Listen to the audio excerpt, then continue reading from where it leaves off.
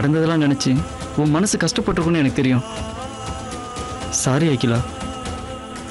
என்ன இந்த உலகமா எதிர்த்தாலும் நீங்க ஒருத்தர் என் கூட இருப்பீங்கன்னு நினைச்சு. இந்த காலத்துல யாரையுமே புரிஞ்சுக்க முடியல. அவங்களுக்கு பிள்ளைங்க கூட 1க்கு 3 இருக்குமா?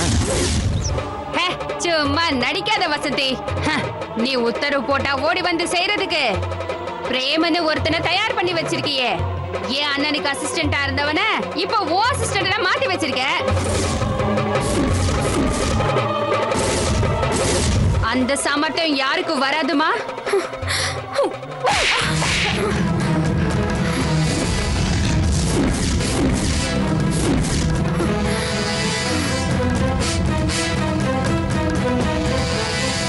இதுக்கு மேல நீ ஒரு வார்த்தை பேசக்கூடாது.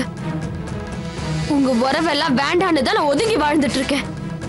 ஏதோ என் புருஷனோட தங்கச்சியாச்சேன்னு மதிச்சு உங்களை ஃபங்க்ஷனுக்கு கூப்பிட்டேன். அது எவ்வளவு பெரிய தப்புன்னு இப்பதான் புரிஞ்சுக்கிட்டேன்.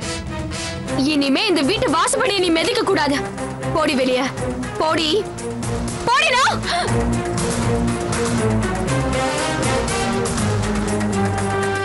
ஏய் ஏய்,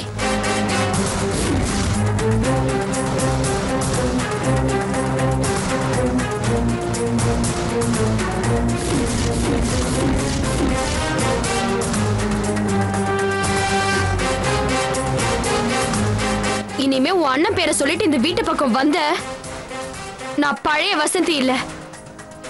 அமைதியா இருந்த தேன் கூட்ட ஆளுக்கு கல்ல எரிஞ்சு கலைச்சிட்டீங்க. இனிமே இந்த பக்கம் வராம இருக்கிறது தான் உங்க எல்லாருக்கும் நல்லது. பா.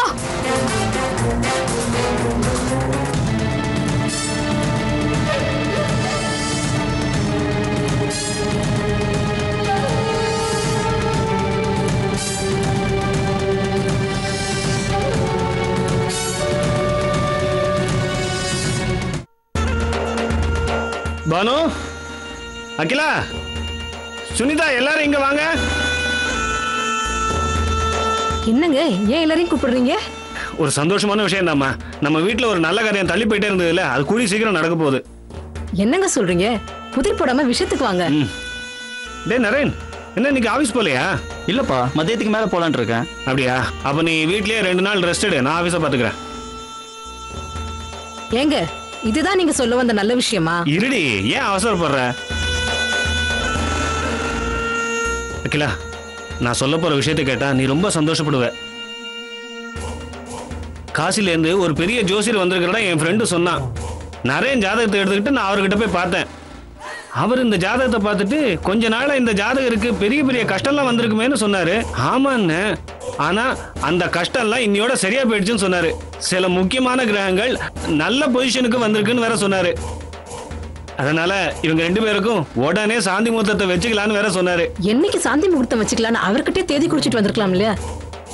என்ன நீ இவ்வளவு தூரம் போனவன் அதை கேட்காம வருவேனா? நாளைக்கே சாந்தி முகூர்த்தம்.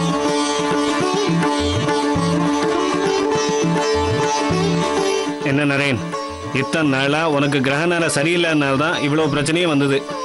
இனிமே அதை பத்தில நீ கவலையே படாத. அகிலா கூட நீ சந்தோஷமா வாழ்க்கைய ஆரம்பி. நம்ம பிசினஸ்லயும் கான்சென்ட்ரேட் பண்றா. சரிப்பா. நரேனுக்கு டைம் சரியில்லாதது பாவம். அகிலா தான் ரொம்ப கஷ்டப்பட்டுட்டா. நாம தான் அவளை புரிஞ்சுக்காம போயிட்டோம். சரி பானு, இப்பதான் எல்லாம் சரியா போயிடுச்சே. இனிமே இவங்க வாழ்க்கை சந்தோஷமா இருக்கணும். நீயும் சுனிதாவும் அகிலாவுக்கு ஒரு நல்லது செய்யணும் சொன்னதுனால தான் உடனே ஜோசியரை போய் பார்த்தேன். பார்த்தது நல்லதா போச்சு பாத்தியா? அகிலா நில்லு, எங்க போற? கல்யாணமா இத்தனை நாளாகியும் நடக்க வேண்டியது நடக்கலையேன்னு உங்க அம்மா தான் ரொம்ப வருத்தப்பட்டாங்க. இந்த நல்ல விஷயத்த முதல்ல அவங்க கிட்ட சொல்லு.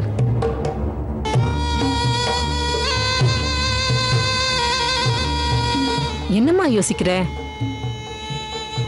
இத போய் அம்மாட்ட எப்படி சொல்றதுன்னு வெக்கமா இருக்கா? இருக்காதா பின்ன? உன்னை சாந்தி முகூர்த்தத்துக்கு அனுப்புறதுக்குள்ள உங்க அம்மாவும் சொந்தக்காரங்களும் பட்டப்பாடு எனக்கு தானே தெரியும்.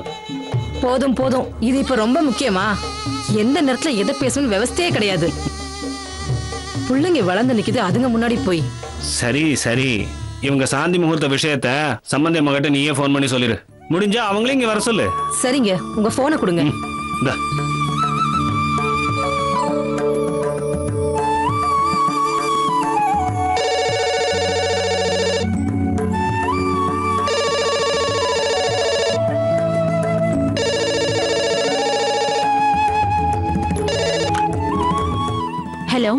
வணக்கம் சம்பந்தியம்மா, நான் பானுமதி பேசுறேன். சொல்லுங்க, எப்படி இருக்கீங்க? நல்லா இருக்கோம். நீங்க எப்படி இருக்கீங்க? என்னமோ இருக்கும், மனசுக்கு நிம்மதி இல்ல. ஏன் அப்படி சொல்றீங்க?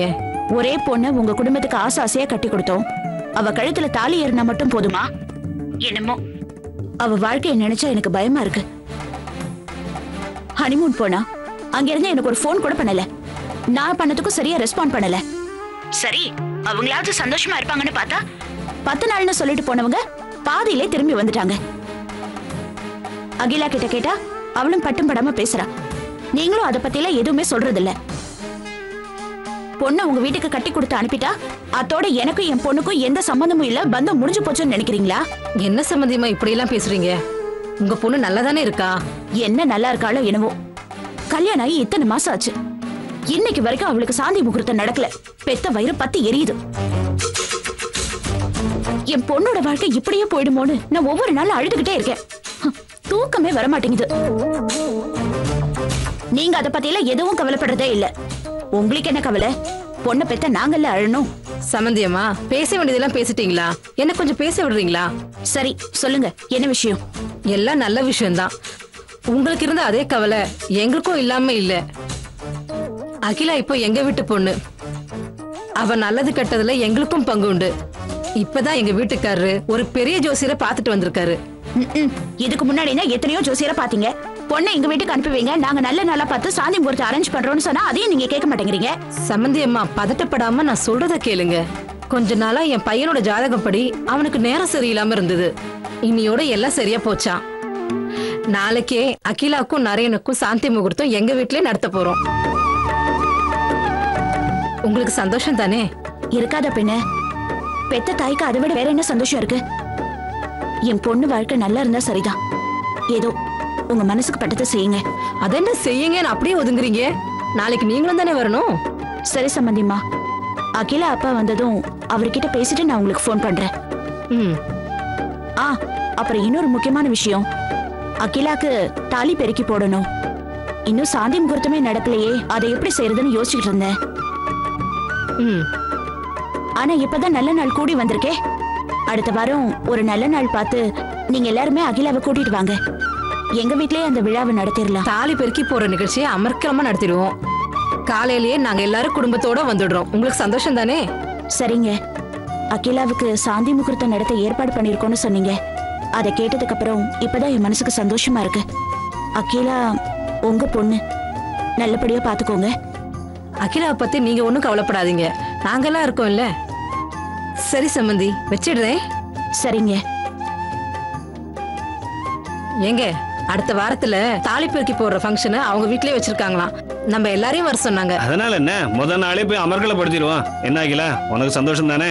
ஏங்க, சந்தோஷமான விஷயம் சொல்லிருக்கீங்க. நான் போய் முதல்ல பாயசம் செய்யறேன். இந்தாங்க. அண்ணி, கங்க்ராச்சுலேஷன்ஸ் அண்ணி. அவ என்ன ஐஏஎஸ் எக்ஸாம் எழுத போறா? கங்க்ராச்சுலேஷன் சொல்லிட்டு இருக்க.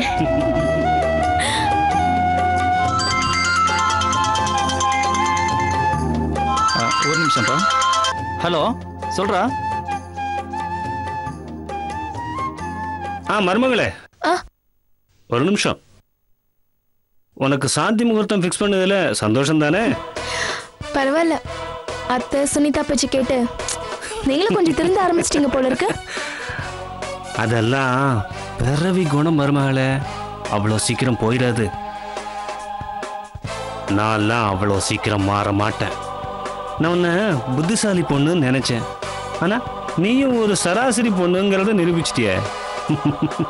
காலையில எந்திரிச்சு ஓடி போய் ஜோசியரை பார்த்து சாந்தி முகூர்த்தத்தை ஃபிக்ஸ் பண்ணியிருக்கேன்னா அதுல ஏதோ வில்லங்க இருக்குன்னு சாந்தி முகூர்த்தத்தை ஃபிக்ஸ் பண்ணியிருக்கேன்னா அதுல ஏதோ வில்லங்க இருக்குன்னு யோசிக்க வேண்டாம். என் வீட்டில் இருக்கிறவங்க தான் நான் எது சொன்னாலும் நம்புவாங்க. இப்போ நீ அந்த லிஸ்ட்ல சேர்ந்துட்டியா? இது வரைக்கும் நடந்த கதையில இதுக்கு மேல ஒரு புது ட்விஸ்ட் வரப்போகுது.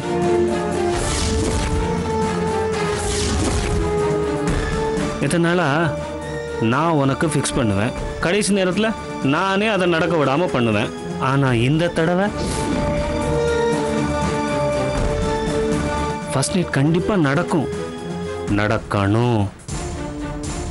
ஆனா 2 நாள்ல நீ இந்த வீட்டை விட்டு போயிருவ.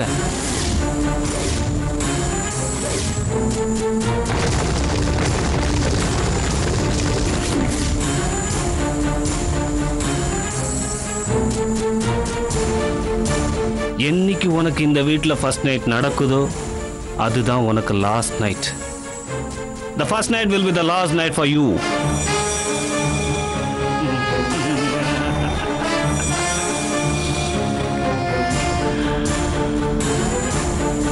ஏய், ஏன் ஃபர்ஸ்ட் நைட் நடக்கணும், மறுநாளே வீட்டை விட்டு ஏன் உன்னை அனுப்பணும்னு யோசிக்கிறியா? எல்லாம் ஒரு காரணமாக தான். இந்த பலியாட்டுக்கு மாலை போடுற மாதிரி தான் உனக்கு ஃபர்ஸ்ட் நைட்டு. நீ எப்படி இந்த வீட்டுக்கு வந்தியோ அதே மாதிரி உன்னை இந்த வீட்டை விட்டு அனுப்ப மாட்டேன். ஐ மீன், நீ கன்னியா இந்த வீட்டை விட்டு போகக்கூடாது.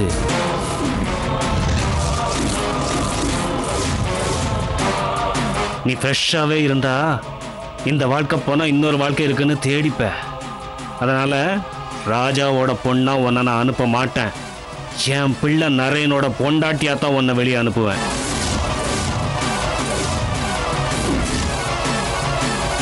என்ன மருமகளே பேசாம இருக்க? உனக்கு நான் தான் வில்லன்னு முடிவாயிடுச்சு. அத முழு இன்வால்மெண்டோட பண்ணிக்கிட்டு இருக்கேன். நான் இப்ப சொன்னதை கேட்டு ஃபர்ஸ்ட் நைட்டை நிறுத்தணும்னு முயற்சி பண்ணினான்னு வச்சுக்கோ, மற்றவங்க என்ன நினைப்பாங்க தெரியுமா? இந்த பொண்ணுக்கு இந்த கல்யாணமே பிடிக்கல, நரேனியும் பிடிக்கல, வேற யார் கூடயோ கள்ள தொடர்பு இருக்கு, அதான் இந்த குடும்பத்தோட ஒட்ட மாட்டேங்கிறா அப்படின்னு எல்லாரும் நினைப்பாங்க. ஏன் என் பையன் நரேனும் அப்படித்தான் நினைப்பான். உனக்காக சப்போர்ட் பண்ண பானு, சுனிதா எல்லாரும் அப்படித்தான் நினைக்க ஆரம்பிச்சிடுவாங்க. என்ன, உனக்கு ஃபர்ஸ்ட் நைட் வேணுமா இல்லை வேணாமாங்கிறத நீயே முடிவு பண்ணிக்க.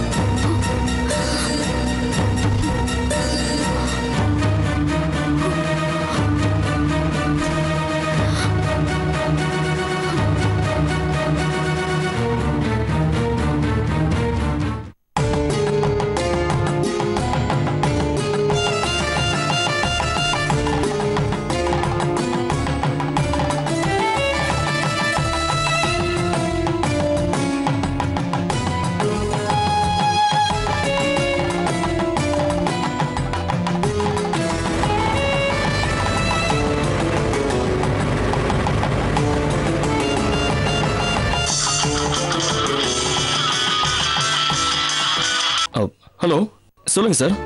பிரேம், உங்க உடம்பு எப்படி இருக்கு சார்? இப்போ பரவாயில்ல சார், கொஞ்சம் பெயின் கம்மியாயிடுச்சு. பட் நாளைக்கு நான் ஆஃபீஸ்க்கு வந்துடுவேன் சார்.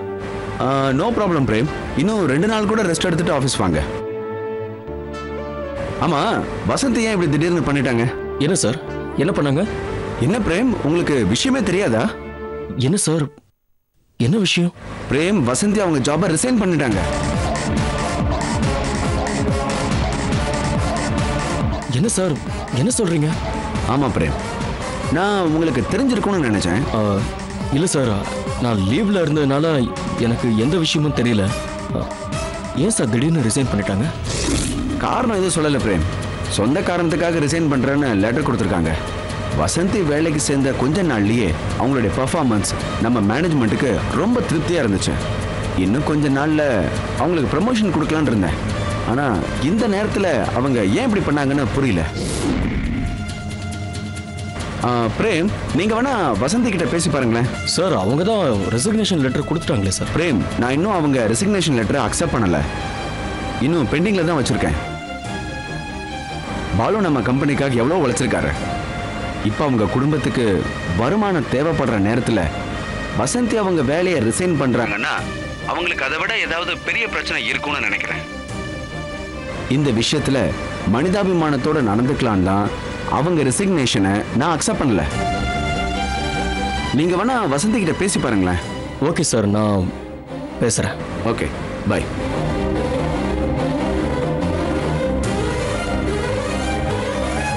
எப்படி பேசுறதா, என்னன்னு பேசுறதா? நாம அப்ரோச் பண்ணதுனால தான் வேலையை விட்டு போயிட்டாங்களோ? ஆமா, நம்மளால தான் வேலையை விட்டுருக்காங்க.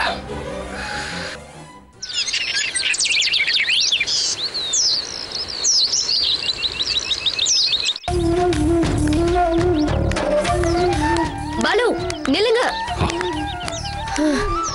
உங்க வேகத்துக்கு என்னால நடக்க முடியாது. என் கூடவே நடந்து வாங்க. என்ன மையா இது? நான் என்ன உன்னை பார்த்துட்டு நடக்க முடியும்? நீ எல்லா விஷயத்துலயும் ஓவரா உரிமை எடுத்துக்கிற. உனக்கு சம்மந்தம் இல்லாத விஷயத்தெல்லாம் நீ பேசிட்டு இருக்க. இல்லையே பாலு, நான் அப்படி எதுவும் பேசலையே. நீங்க ஏன் தேவையில்லாம கோவப்படுறீங்க? பாலு, நான் அப்படி எதுவும் பேசலையே. நீங்க ஏன் தேவையில்லாம கோவப்படுறீங்க? நான் உன் நல்லதுக்கு தான் சொல்றேன் மாயா. நம்ம லைஃபை நாம தான் பார்த்துக்கணும். மற்றவங்க வாழ்க்கையில மூக்கு நுழைக்க கூடாது. அதனால ஏதாவது பிரச்சனை வந்தா உன்னை தான் எல்லாரும் தப்பா பேசுவாங்க. நீங்க எதை மனசுல வச்சு இந்த மாதிரி பேசுறீங்க? பொதுவா சொல்ற மாயா, யாரும் ஒரு வார்த்தை உன்னை தப்பா பேசிடக்கூடாது. என் மனசு தாங்காது, அதான் சொன்னேன். சரி வா, கல்யாணத்துக்கு யாரையும் கூப்பிடாம சிம்பிளா பண்ணிடலாம் நான் சொன்னதுல உனக்கு என் மேல வருத்தமா இருக்கா மாயா? அதெல்லாம் ஒண்ணும் இல்ல பாலு. என் அப்பா இருந்திருந்தா ஒரே பொண்ணாச்சேன்னு நம்ம கல்யாணத்தை கிராண்டா நடத்திருப்பாரு. இந்த நேரத்துல அவர் இல்லையேன்னு வருத்தமா இருக்கு.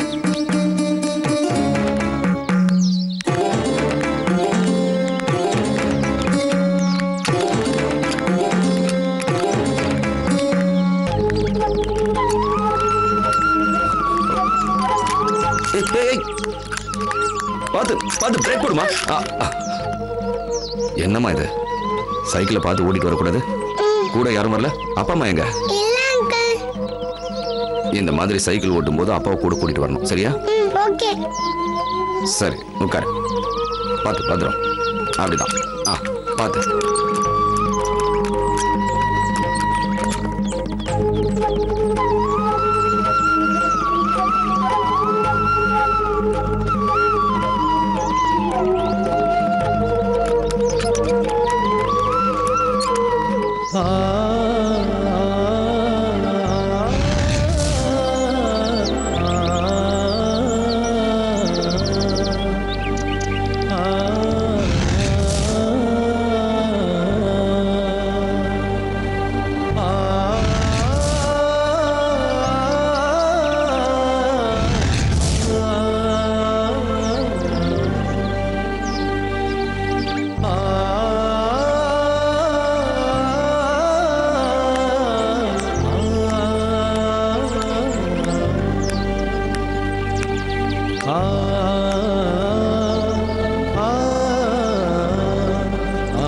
பாலு,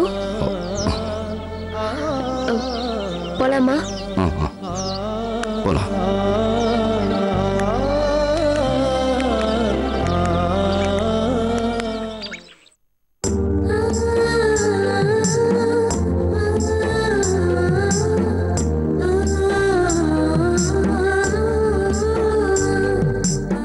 அம்மா, ஏம்மா இவ்வளோ நேரம் என் கூட எதுவுமே பேசாம இருக்கியம்மா? ஒன்னும் இல்லப்பா. ரேவதி ஆண்டி இன்னும் வரலையா? வரமாட்டேன்னு ஃபோன் பண்ணி சொன்னா. அதனாலதான் இன்னைக்கு லீவு போட்டீங்களாமா? ஆமா.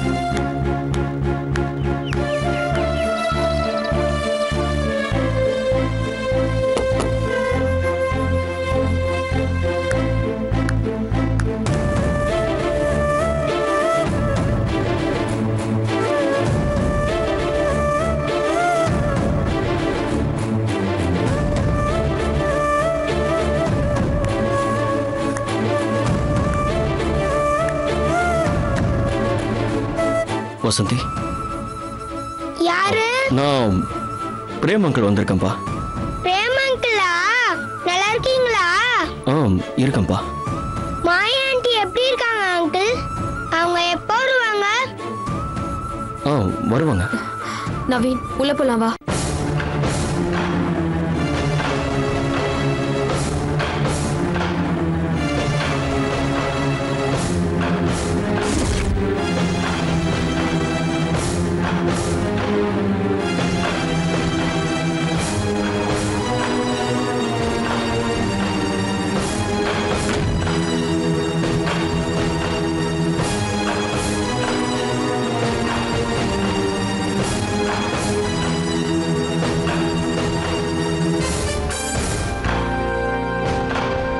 ஏன் இப்படி பண்ணீங்க?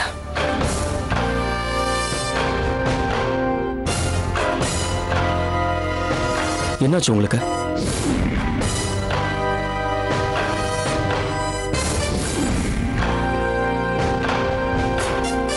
ஏன் பேசாம இருக்கீங்க? அவசரத்திலேயோ கோவத்திலேயோ எடுக்கிற எந்த முடிவும் சரியா இருக்காது. அது நமக்கு எதிராக தான் போகும்.